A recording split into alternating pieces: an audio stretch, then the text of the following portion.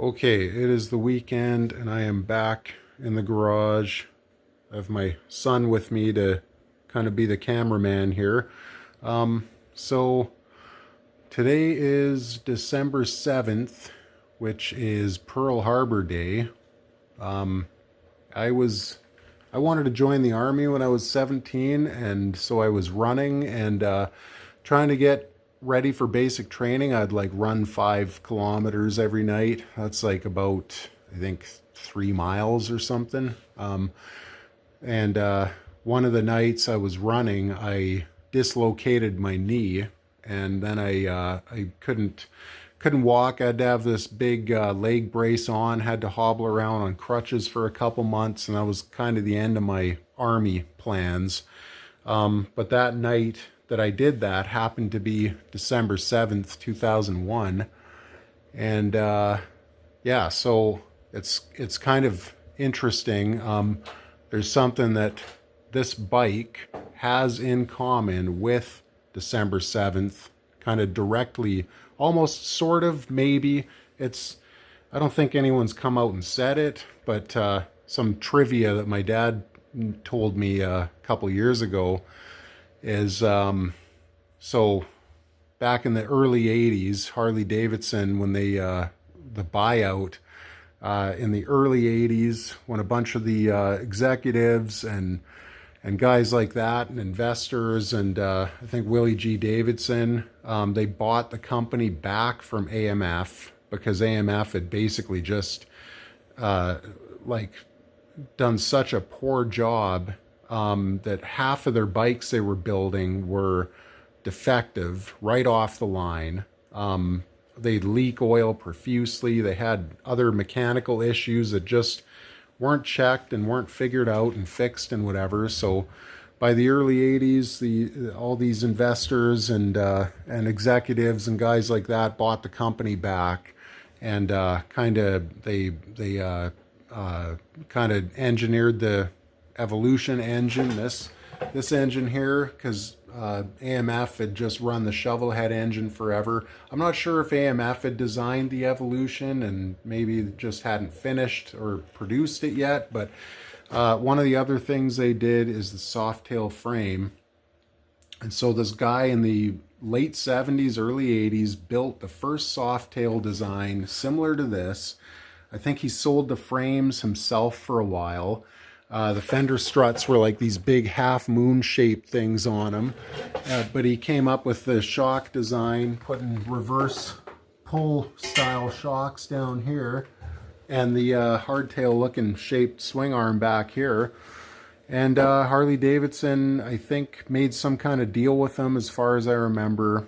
And they started building the soft tail. Willie G. Davidson took the first, and belt drive too. Willie G. Davidson rode the prototype belt drive soft tail bike to Sturgis, I think in 82 or 83, which is pretty badass for someone like him to like go on that long of a ride on a prototype bike with his with all his buddies and some of the other guys.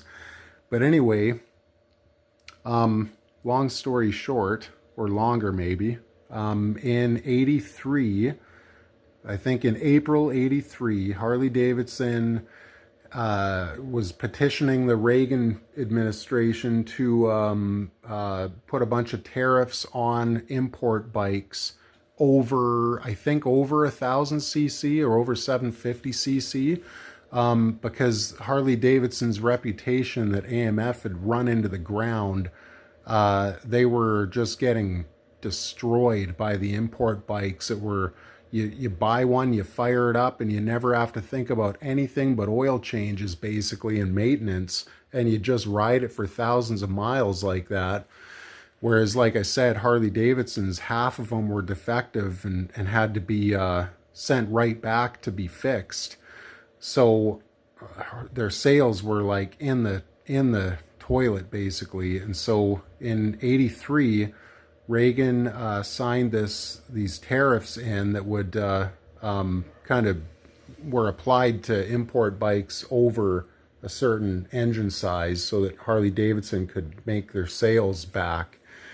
And so one of the things that came out of that the next year was the in 1984 was the Softail. And then eventually, like that tariff thing ran out in 1988, I guess. But a couple years after that, one of the Softail bikes that Harley made was the Fat Boy, and it was and their sales by that point were just through the roof, especially on the Softail bikes. But in '90, they brought out the Fat Boy, and the original Fat Boy was gray with yellow highlights, like these the rocker, whatever the heck those are called. They were yellow, and I think the timing cover was yellow. I don't remember. Maybe the plate here was yellow. I can't remember. You can find photos of them anyway. But so the interesting thing with the Fat Boy is that in 1945, when as a response to Pearl Harbor, December 7th, 1941. In 45, we all know what happened to Japan. At the hand of the States, they dropped a couple of nukes on them, and one of those nukes was called Fat Man, and the other was called the Little Boy. And the original, so I thought the original colors of those bombs were gray and yellow, but the Little Boy was actually apparently olive green. But the Fat Man was this sulfur yellow, and it's basically the same sulfur yellow that Harley painted their highlights on the Fat Boy. So in that name, the Fat Boy is kind of a mashup of the Fat Man and Little Boy, and they had just like kind of finally conquered the Japanese bikes on sales in the U.S. So it's like kind of one of those things where they were just maybe rubbing it in their face. I don't know, but kind of interesting history. So yeah, that's like how is the Softail sort of loosely related to Pearl Harbor Day. Anyway, that's all for that story.